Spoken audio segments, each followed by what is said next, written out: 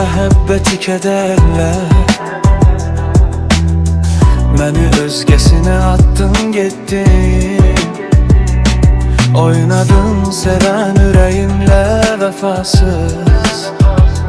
Dikanlı gül olub bitdin ürəyimdə.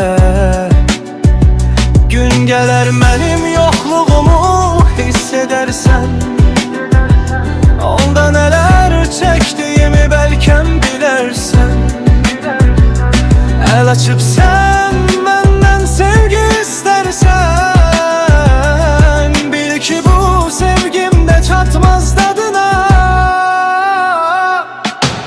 Axtarma daha məni sən, qəlbimi axı qırıb getmisən. Hansı üzlə mənə dön deyirsən, xəyanət etdin mənim deyilsən. Axtarma daha məni sən, qəlbimi axı qırıb getmisən. Hansı üzlə mənə dön deyirsən, xəyanət etdin mənim deyilsən.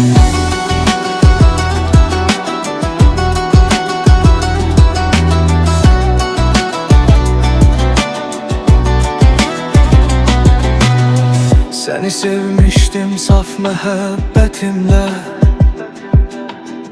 Varlı milyonlarım olmasa da əbədiyyən sevgim var idi sənə.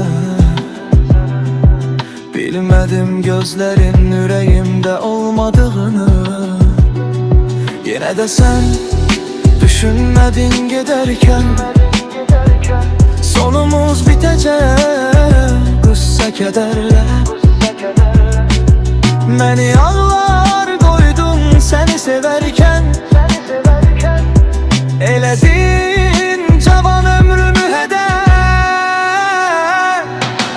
Axtarma daha məni sən, qəlbimi axı qırıb getmisən. Hansı üzlə mənə dön deyirsən, xəyanət etdin mənim deyilsən. Axtarma daha məni sən, qəlbimi axı qırıb getmisən. Hansı üzlə mənə dön deyirsən, xəyanət etdin mənim deyilsən.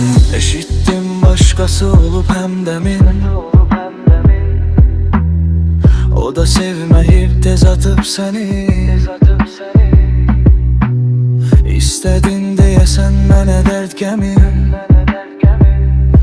sənə dedim